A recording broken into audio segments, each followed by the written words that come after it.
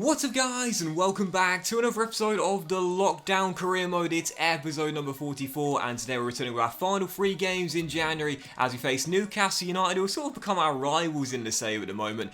Fulham away at Craven Cottage in the last 32 of the FA Cup, and then Leicester City away at the King Power Stadium as well. 3 big games all domestically, and we might make a new signing as well with 24 million in the budget. Loads to get through, you know the saying. Let's just get straight to it. And just before we get to the game against the Magpies, Sampdoria have put in a 5.4 mil bid for Joe Ollie. I'd say he's worth at least his valuation, even though he doesn't play much nowadays due to our tactical switch. I'll consider that for now. I'm not against letting Ollie go, now 29 years old and coming towards the end of his career here, but for now he'll be staying. So first and 3, and it is indeed the Magpies here at the City ground on the back of our win against Wolves. We've now jumped into 7th, and a win today will see us move into 6th as well. 15 games to go. We need to keep pace with Chelsea in 5th if we're to satisfy the board come the end of the season, so this is a must-win game. Change of formation as well, going to 4-1-2-1-2 wide, sticking with it tonight, because I like it, I do.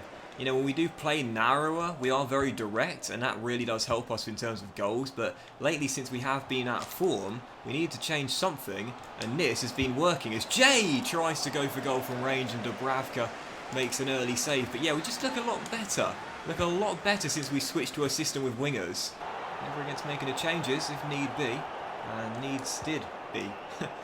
As we still keep the pressure on in the early stages here. Bell, Origi, oh, why'd I pass it? That's why I passed it, to make it 1-0. Origi could have gone through and shot himself, but such is the selflessness of the Brazilian. He finds Divock, and it's safe to say the Belgian is back amongst it. 1-0. He'd been out of form, he'd been low on confidence, but that's what you need to do to a striker that needs a goal. Feed him. Feed him the ball and watch him get one. Lovely little touch to get around John Stones, and the finish as well. So much better in recent games from our number 27. That's goal number 11 in the Premier League. Still in the race for the Golden Boot. Got some catching up to do, but that's a good goal there. That move started with Mason winning the ball back as well, didn't it?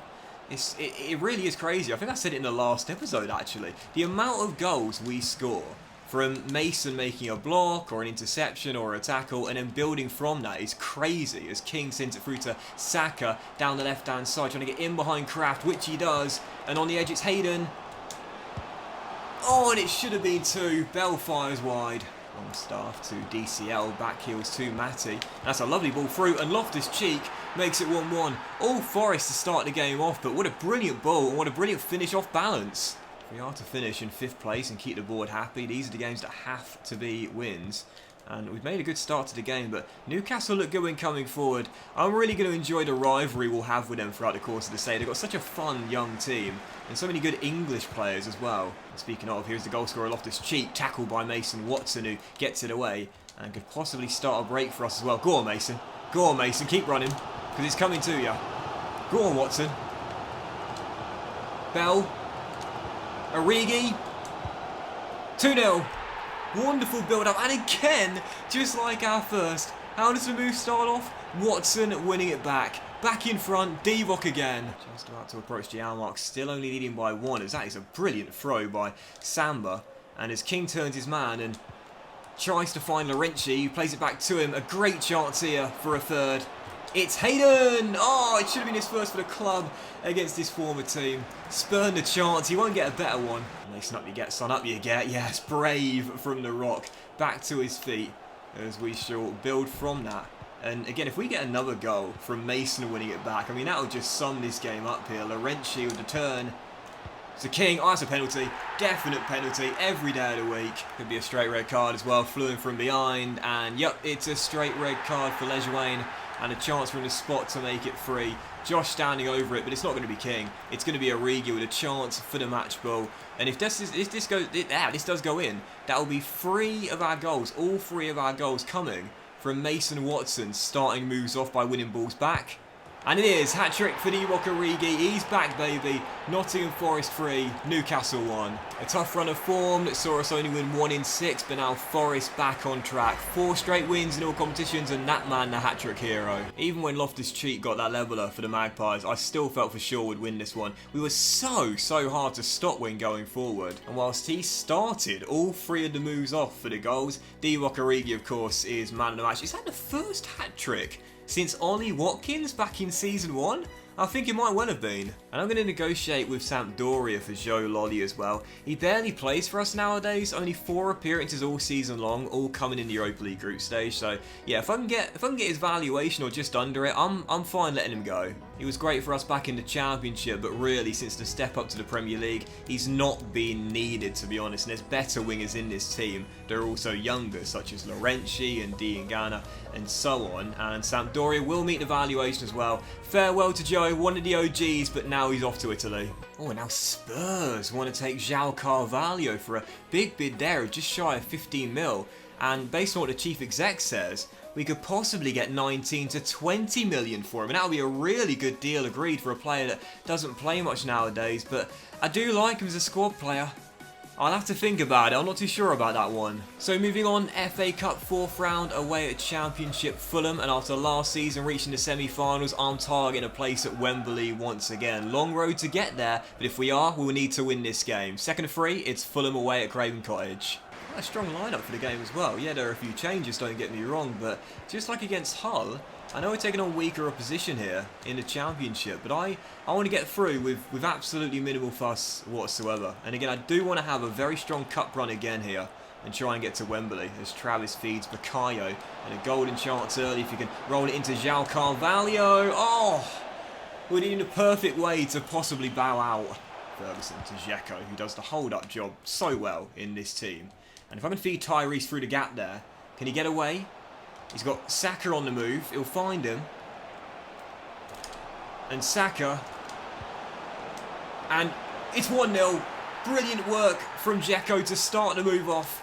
And Ferguson finishes it. 1-0 Forest. Saka with the assist. And we have the early lead. Saka did so well to turn his man. And look at that for an inch perfect cross. Over the head of Hector. Over the head of Benkovic. And who's there to wait with the header? It's Lewis Ferguson. That was brilliant from Saka. And that's why as well, I want to move him further up the field. Yes, he does well at left back, don't get me wrong. But really, with the offensive assets he's got to be a left winger or an inside forward on the right in this team, man. If we do get a new left back, I might make the change and put him further up the pitch. And look at how far forward he gets as well. He just comes out of the back line every time we're building from the back. And with the pace he's got as well, he's electric as he beats Hector. And again, he crosses and oh, it's a brilliant last-ditch interception. Campbell can't get a volley away. But again, it's all Saka. His offensive pace and direct play is just so hard to stop.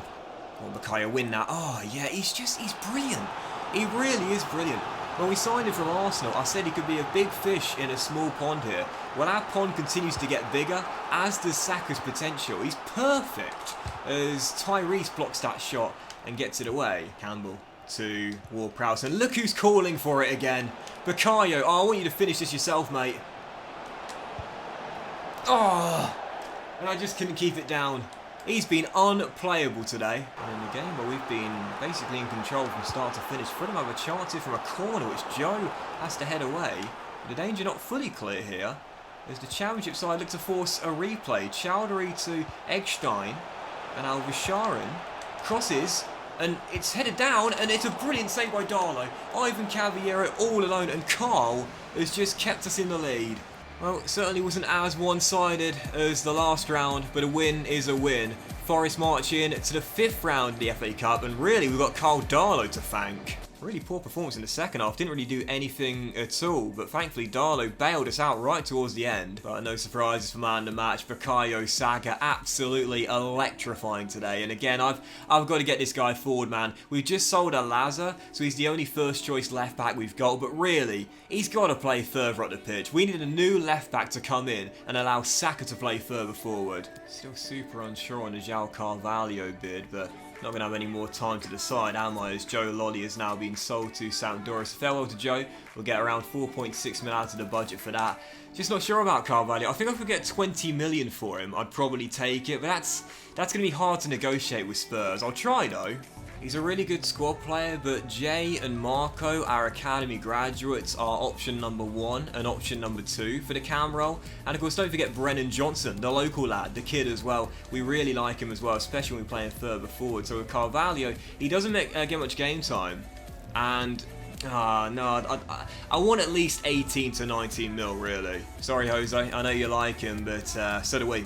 And if we don't get a bid which represents good value for money, then yeah, I'm not going to sell him. And yeah, there we go, 19.5 mil. It's not the 20 million I wanted, but I'll certainly take it. And that will give us a huge budget, and it will get even bigger if we accepted this bid.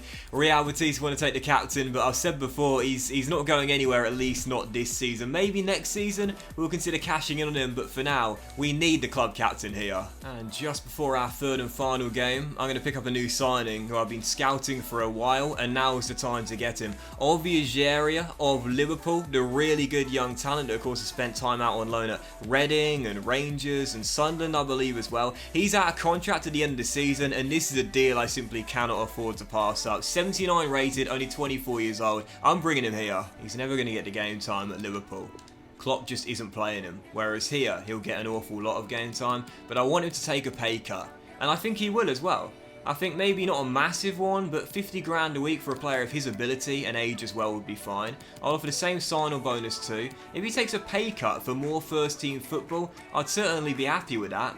And, well, he almost did, but 52 grand a week is what he wants, plus a big sign-on bonus. We'll remove the appearance bonus, but that should be enough for Algeria, and yep, he is in. Ovi will be coming in next season, great young talent, and on a free transfer as well. The others we signed on frees have been brilliant. Let's hope he's the same. So third and final game, away at King Power, Leicester City away from home as we face Brendan Rodgers' side, and a win in this game could cut the gap on Chelsea to just 2 points in the race for 5th place with 13 games to go. Huge game here, need to extend the win streak. Let's keep it coming. Come on, Forest. Tomori to Watson, and forward comes the boulder. He's going to start to move off, and can he now finish it? Oh!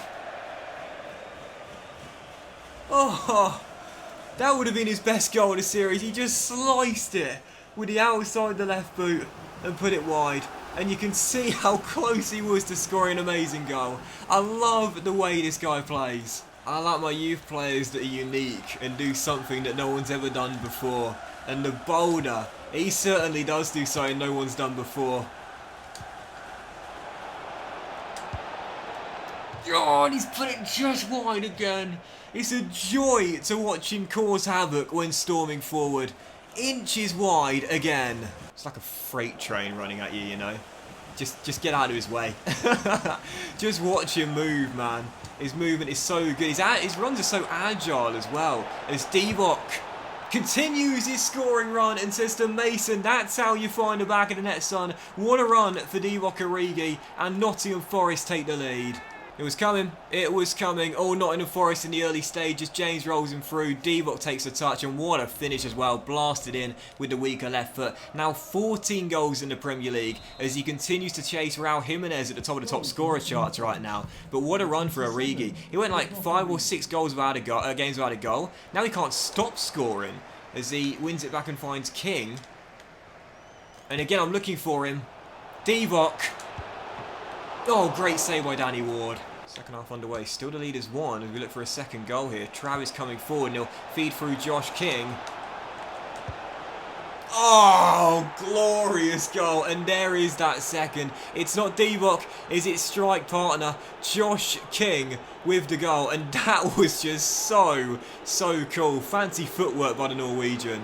Huge fan of Josh King and Divock Origi's bromance, man. They're so in sync. And that was a lovely little camera angle there of the travelling fans celebrating the corner with the lads running over to them as well. That was just brilliant. Saying the post got in the way of the replay there, but glorious technique. Of course, we miss Ollie. We hope to see him again soon one day. But there's a reason why we've been better in front of goal this season, because the partnership these two have had has been so good. But as Batshuayi makes it 2-1, the defence of late has not been good. Another game without a clean sheet. Tomori just seemed to lose his man there, let him run ahead of him. as it's drilled past Samba. That has been a concern. A really big concern. You know, maybe, I know that Saka wasn't even involved in that goal, but maybe again, if we do get a new starting left back and an actual proper left back, we will be better at keeping clean sheets. Something to think about at least. Still, if we keep on scoring, we'll keep on winning. As Mason finds Hayden, not going to send him forward now as we only lead by 1, but after a lovely build-up, Divock Origi says that will kill it off. Origi restores the 2-goal cushion, and there is no stopping the Belgian right now.